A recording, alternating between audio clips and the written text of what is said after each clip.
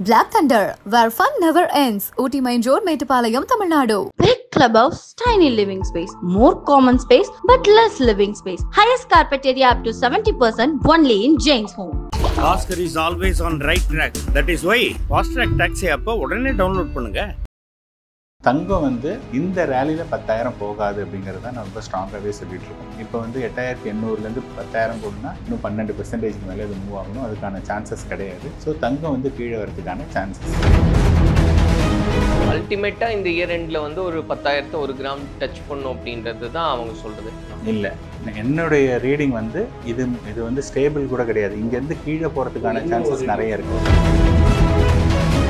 $1,800 வரையும் கோல்டு வரலாம், which means 38% fall அப்படின்னு சொல்லியிருக்காங்க. ஸோ இதுவும் ஒருத்தருடைய வியூ. பட் அது அவ்வளோலாம் நடக்க வாய்ப்பே இல்லை. ஒரு லாங் டைம் இன்வெஸ்ட்மெண்ட் பண்ணவங்களுக்கு இது ஒரு ட்ராபேக்காக இருக்குது இந்த டைம் அப்படின்றது.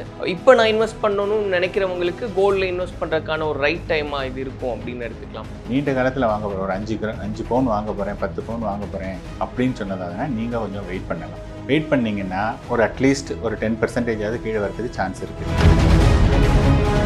ஏன்னா இனி பாகிஸ்தான் ரியாக்ட் பண்ணால் கண்டிப்பாக நாங்கள் ரியாக்ட் பண்ணுவோன்ற ஸ்டாண்டில் தான் இந்தியாவும் இருக்காங்க. சூழ்நிலை ஒருவேளை இந்த பக்கம் சாதகமாக போயிடுச்சு அப்படின்னா அகைன் இது அதிகரிக்கதான வாய்ப்பு இருக்குது. சப்போஸ் சண்டை வந்ததுன்னா ஒரு ஸ்பைக் இருக்கும். சினாரியோ இப்படியே போச்சு அப்படின்னா தங்கத்தின் விலை இறங்குறதுக்கு தான் வாய்ப்பு இருக்குது. வெயிட் பண்ணி வாங்கலான்றது கண்டிப்பாக அது இறங்குறதுக்கு நிறையவே சான்ஸ் இருக்குது. கேரண்டிங்கிற ஒரு வார்த்தையே உலகத்திலே கிடையாது, புரியுதுங்களா? கேரண்டிங்கிறது மித். சொல்கிறா இல்லையா, கோல்டு போகும்னு சொல்கிறாருன்னா அதுக்கு என்ன கேரண்டி? கலாட்டா நேயர்களுக்கு வணக்கம். நான் சரவண ராம்குமார். இன்னைக்கு நம்மளோட பட்ஜெட் பத்மநாபன் சார் இருக்கார். அவர்கிட்ட நிறைய விஷயங்களை பேசலாம். வணக்கம் சார். வணக்கம் சார். சார், இன்னைக்கு இந்த சூழ்நிலையெல்லாம் பார்க்குறோம் எப்படி இருக்குது அப்படின்னு. அதையொட்டி இந்த தங்கத்தின் விலை இன்னைக்கு குறைஞ்சிருக்கிறத பார்க்குறோம். தொடர்ந்து பங்கு சந்தையில் நிலவக்கூடிய மாற்றங்கள் அப்படின்றது பார்க்குறோம். என்னெல்லாம் நடந்துக்கிட்டு இருக்கு சார்? நம்ம முன்னாடியே என்ன சொல்லியிருக்கோம்னா, தங்கம் விலை ஏறுறதுக்கு இப்போ ரீசெண்டாக நடந்திருக்கிறதுக்கு காரணம் வேர்ல்டு வைடு இருக்கக்கூடிய அன்சர்டனிட்டி எப்போ ஸ்டார்ட் ஆனது அப்படின்னதுன்னா, ஒரு ட்ரேட் வார் வந்தது. அதுக்கப்புறமா பார்த்தோன்னா நம்ம இந்தியா பாகிஸ்தானுடைய அந்த ஃபைட் வந்தது. இதனால் என்னென்னா கண்டினியூஸாக இன்க்ரீஸ் ஆக ஆரம்பிச்சிது. இப்போ 2 நாளைக்கு முன்னாடி நம்ம சீஸ்ஃபயர்னு சொல்லிட்டு இனிமேல் போர் நடக்காது அப்படிங்கிற மாதிரி 2 பேரும் சமாதானத்துக்கு வந்துட்டாங்க. ஸோ இப்போ என்ன ஆச்சுன்னா, ஓரளவுக்கு சுமூகமான சூழ்நிலை. முன்னாடி மாதிரி என்ன நாளைக்கு திருப்பி சண்டை வருமா இல்லையான்னு தெரியாதனால இப்போ என்ன ஆயிடுச்சு அப்படின்னதுன்னா, ஒரு 3% வரையும் கோல்டு இறங்கியிருக்கு. அதாவது முன்னாடி 9290 ஆபரண தங்கம் 22 கிராம் 9290 மேக்ஸிமம் விற்றுது. இன்னைக்கு மார்னிங் பார்த்தீங்கன்னா 8800. இப்போ திருப்பி இன்னும் மோர் தென் 1% மேலே விழுந்திருக்கு. அதை தவிர பார்த்தோம் அப்படின்னா ருப்பியும் ஒரு 0.5% மேலே இன்றைக்கி ஸ்ட்ரென்த் ஆகிருக்கு. இப்போ இன்டர்நேஷ்னல் மார்க்கெட்டில் கோல்டு $3,509 தொட்டுட்டு இன்றைக்கி $3,322. அது 8% இன்டர்நேஷ்னல் மார்க்கெட்டில் கோல்டு விழுந்திருக்கு. அதே மாதிரி ருப்பி வெர்சஸ் டாலர் அது 87.99லேருந்து இன்றைக்கி 84.50 வந்திருக்கு. $300 வந்திருக்கு. கிட்டத்தட்ட 3.5% அதுவும் கீழே வந்திருக்கு. ஸோ இது எல்லாமே பார்த்தோன்னா தங்கம் முன்னாடி நம்ம வீடியோவில் சொல்லியிருக்கோம், இந்த ரேலியில் 10,000 போகாது அப்படிங்கிறது தான் நம்ம ரொம்ப ஸ்ட்ராங்காகவே சொல்லிகிட்ருக்கோம். இப்போ 8,800லேருந்து 10,000 போகணுன்னா இன்னும் 12% மேலே அது மூவ் ஆகணும். அதுக்கான சான்சஸ் கிடையாது. ஸோ தங்கம் கீழே வரதுக்கான சான்சஸ். பட் இந்த 2க்குள்ளே போகும் அப்படின்ற ஒரு விஷயத்தையும் பேசிக்கிட்டே இருக்காங்களே சார் தொடர்ந்து. அதில் உங்களுக்கு உடன்பாடு இல்லைங்க. அதாவது இப்போ யாரெல்லாம் தங்கம் போகும்னு சொல்கிறாங்க இல்லையா, அவங்க என்ன சொல்கிறாங்கன்னா, இந்த ஒரு மொமெண்டத்தை பார்த்து சொல்கிறாங்க. அதாவது இவ்வளோ நாளாக ஏறிட்டே இருக்குது, அதனால ஏன் இது போகக்கூடாது, அதே ஸ்கேல்லே மெஷர் பண்ணுறாங்க. நான் என்ன சொல்ல வரேன்னா, ஃபர்ஸ்ட் ஆஃப் ஆல் இந்த மாதிரி 40% எப்போ போனதுன்னா கோவிட் போது தான் போனது. ஸோ கோவிட் அளவுக்கு இப்போ மோசமான சூழ்நிலை இல்லை. கோவிடோட பெட்டர் சூழ்நிலை வழியாக கோவிடோட மோசமான சூழ்நிலை இல்லை. ஆல்ரெடி 40% ரேலி ஆனதுனால கீழே வரும் அப்படிங்கிறது. ஸோ என்னுடைய மெசேஜ் என்னுடைய பாயிண்ட் ஆஃப் வியூ என்னென்னா, it is backed by a data. இந்த டேட்டா இருக்குது, இந்த டேட்டா படி இது போகிறதுக்கான வாய்ப்பு இல்லை அப்படின்னு சொல்கிறேன். நிறைய பேர் இந்த 10,000 போகும்னு சொல்கிறவங்க இல்லை இது டேட்டா அதெல்லாம் விட்டுடுங்க, அது இவ்வளோ நாளாக ஏறிடுச்சு, இனிமேல் இப்படி தான் போகும் அப்படிங்கிற மாதிரி சொல்லிகிட்ருக்காங்க. Only time will tell. இப்போ மே மாதம் முடிய போகுது, இன்னொரு 5.5 மாதம் இருக்குது. ஸோ யார் சொன்னது கரெக்ட் அப்படிங்கிறது தெரியும். இல்லை அவங்களுமே என்னென்னா சார் இப்போ வந்து தொடர்ச்சியாக குறையவே குறையாதுன்னு சொல்ல அப்ஸ் அண்ட் டவுன்ஸ் இருக்கும். பட் அல்டிமேட்டாக இந்த இயர் எண்டில் வந்து ஒரு 10,000 1 கிராம் டச் பண்ணும் அப்படின்றது தான் அவங்க சொல்கிறது. நீங்கள் சொல்கிறது அப்போ வந்து இது ஸ்டேபிள் ஆகும், இதே லெவல்லையே மெயின்டைன் ஆகும் அப் டு இந்த இயர் எண்ட் வரைக்கும் அப்படின்னு புரிஞ்சுக்கலாம்? இல்லை, என்னுடைய ரீடிங் வந்து இது வந்து ஸ்டேபிள் கூட கிடையாது. இங்கேருந்து கீழே போகிறதுக்கான சான்சஸ் நிறைய இருக்குது. இது வந்து ஒரு விஷயம். இப்போ வந்து பார்த்தீங்கன்னா இப்போ இங்கே உள்ளவங்கெல்லாம் 10,000ன்னு சொல்கிறாங்க.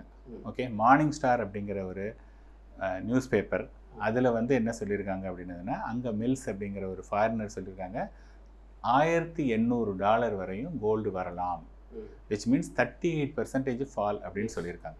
ஸோ இதுவும் வந்து ஒருத்தருடைய வியூ. பட் அது அவ்வளோலாம் நடக்க வாய்ப்பே இல்லை, அப்படிலாம் கிடையாது. நீங்கள் அவ்வளோலாம் நடக்க வாய்ப்பு இல்லைங்கிற மாதிரிலாம் எதுவுமே ரூல் அவுட் பண்ண முடியாது. ஏன் ரூல் அவுட் பண்ண முடியாதுன்னு நான் சொன்னேன் இல்லையா? ஓகே, 1980 வருஷம் வந்து தங்கம் வந்து பார்த்தீங்கன்னா $870 இருந்தது. எவ்வளவு? 870. இப்போ இருக்கக்கூடிய 3,500 சொல்கிறோம் இல்லையா? 1980 வருஷம் 870 இருந்தது. 2000 வருஷத்தில் வந்து பார்த்தீங்கன்னா அது $290 வந்துருச்சு. 870லேருந்து 290, 20 வருஷம். ஸோ இன்டர்நேஷ்னல் மார்க்கெட்டில் 20 வருஷம் தங்கம் விலையேறவே இல்லை. அதே மாதிரி 2011 $1,930 இருந்துட்டு இப்போ தான் வந்து 2 வருஷத்துக்கு முன்னாடி தான் இந்த 1930 பிரேக் பண்ணுது. ஸோ இன்டர்நேஷ்னல் மார்க்கெட்டில் தங்கம் வந்து டிகேட்ஸ் 10 வருஷம் 20 வருஷம் கூட மேலே போகாமல் இருக்கிறதுக்கான வாய்ப்புகள் நிறைய இருக்குது. அதனால் அதாவது அந்த மில் சொன்னது நடக்கும்னு நான் சொல்லலை. அவர் ஒருத்தர் சொல்லியிருக்காரு. என்னை பொறுத்தவரையும் அது 1800 வரலைன்னா கூட ட்ரெண்டு வந்து இப்போ மார்க்கெட்டில் வந்து பார்த்திங்கன்னா ட்ரெண்டுன்னு சொல்லுவோம். ட்ரெண்டை பொறுத்தவரையும் பார்த்திங்கன்னா கீழே தான் வந்து நிறைய இருக்குது. இப்போ இன்றைக்கி ரீசெண்டாக உள்ள இதில் வந்து பார்த்தோன்னா முன்னாடி சைனாவோட அவர் வந்து 140% வரையும் இது டேரிஃப் இருந்தாங்க. இப்போ அதை கம்மி பண்ணிவிட்டு 30%ங்கிறாங்க. ஸோ இந்த டேரிஃப் வாரெலாம் அப்படி கொஞ்சம் கொஞ்சமாக இந்த பாஸ் அப்படின்னு கொடுத்ததே வந்து பார்த்தோம் அப்படின்னதுன்னா அந்த ஒரு 90 டேஸ்க்குள்ளே things will settle. So once கிராஜுவலாக வந்து பார்த்தோன்னா நம்ம இயல்பு நிலைக்கு மாறிடுச்சு அப்படின்னதுன்னா கோல்டு வந்து வில் ஸ்டார்டட் ஃபாலிங். இன்னுமே அப்போது இதனுடைய வீழ்ச்சி இருக்கும் அப்படின்னு நீங்கள் சொல்கிற அதை புரிஞ்சுக்கிறேன் சார். அப்போ எந்த அளவுக்கு இருக்குன்றது ஒரு ஆவரேஜ் அப்படின்னு? இல்லைங்க, அது வந்து it is difficult to say. Only thing வந்து என்னென்னா மேபி அதாவது என்னை பொறுத்தவரையும் இங்கேருந்து ஒரு 10%, 15%, அது ஒரு 8,000க்கு கீழே போகிறதுக்கான சான்சஸ் இருக்குது. திருப்பி யாரும் கோட் பண்ண வேண்டாம் 8,000 போகணும்னு சொன்னீங்க போகலாம். ஏன்னா ஒன்றும் இல்லை, 8,800லேருந்து ஒரு 10% தான். இன்றைக்கே 8,800 இன்றைக்கி ஈவினிங் க்ளோசிங்லேயே 8,700 8,650 போகிறதுக்கு இன்றைக்கே சான்ஸ் இருக்குது. ஸோ 8,000 வரையும் நம்ம இந்த ரேலியில் கீழே பார்க்குறதுக்கான சான்சஸ் நிறையவே இருக்குது. சார் அப்போது இந்த சூழ்நிலைகளெல்லாம் புரிஞ்சுக்கிட்டு ஏன்னா இது 2 விதமான ரியாக்ஷன்ஸை கொடுக்கும் அப்படின்னு பார்க்குறேன். ஒரு லாங் டைம் இன்வெஸ்ட்மெண்ட் பண்ணவங்களுக்கு இது ஒரு ட்ராபேக்காக இருக்குது இந்த டைம் அப்படின்றது. இப்போ நான் இன்வெஸ்ட் பண்ணணும்னு நினைக்கிறவங்களுக்கு கோல்டில் இன்வெஸ்ட் பண்ணுறதுக்கான ஒரு ரைட் டைமாக இது இருக்கும் அப்படின்னு எடுத்துக்கலாமா? இல்லை, அதாவது என்னென்னா கோல்டு வந்து போன வருஷத்துலேருந்து இந்த வருஷம் வரையும் பார்த்தீங்கன்னா 35லேருந்து 40% வரையும் ஹைக்கில் இருக்குது. ஓகேங்களா?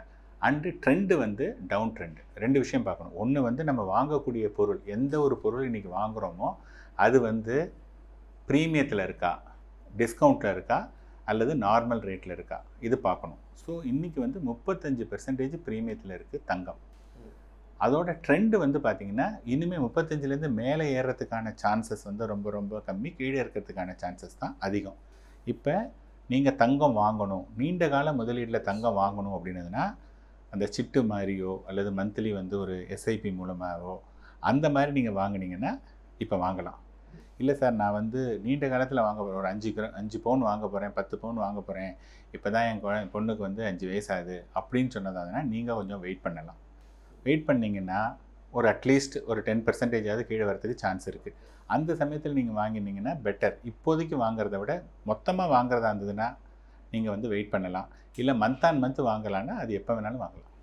லாங் டேர்ம் இன்வெஸ்ட்மெண்ட்டுக்கு வாங்கணுன்னா கூட கொஞ்சம் வெயிட் பண்ணி வாங்கலாம், இன்னுமே ரெடியூஸ் ஆகிருக்கு. கண்டிப்பாக சார். ஒருவேளை இப்போ இந்த இன்னைக்கு சினாரியோ படியே நம்ம பேசுவோம் சார். இன்னைக்கு அமெரிக்க அதிபரினுடைய அந்த அறிவிப்புகள், அந்த வரி அப்படின்னப்போ ஒரு பூம் இருந்தது, அதெல்லாமே நம்ம பார்க்குறோம். இப்போ அந்த அளவுக்கு இல்லை.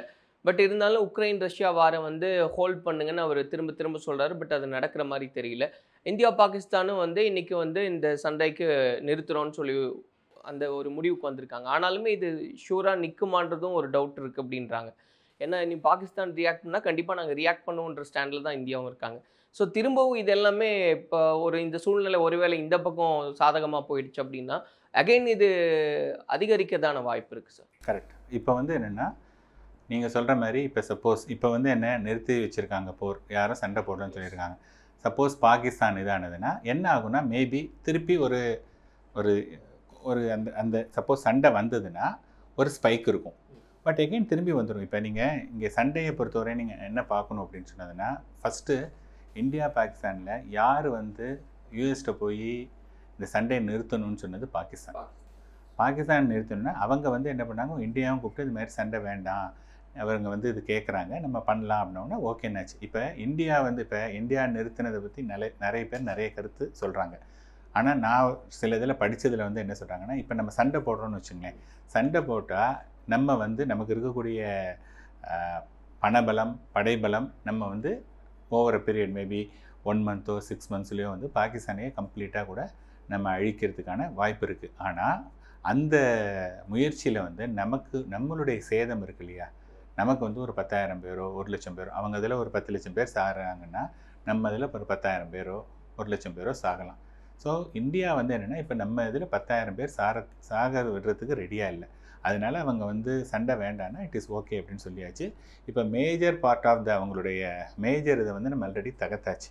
அதனால் நம்ம ரொம்ப ஸ்ட்ராங்காக இருக்கும். இங்கேருந்து வந்து பாகிஸ்தான் வந்து பார்த்தோம் அப்படின்னு சொன்னதுன்னா அது மாதிரி சண்டையை திருப்பி ஆரம்பிக்கிறதுக்கான சான்சஸ் ரொம்ப கம்மி. ஆனால் நடுவில் என்ன சொன்னாங்க, ஏதோ ஒரு ட்ரோன் பறந்துச்சு அது போச்சு பண்ணாங்க. பட் அதெல்லாம் வந்து பார்த்தோன்னா இப்போ அதெல்லாம் ஒன்றும் அது ஒரு பெருசாக இது இல்லை, நைட் வரைக்கும் அது இல்லை அப்படின்னு சொல்லிட்டாங்க.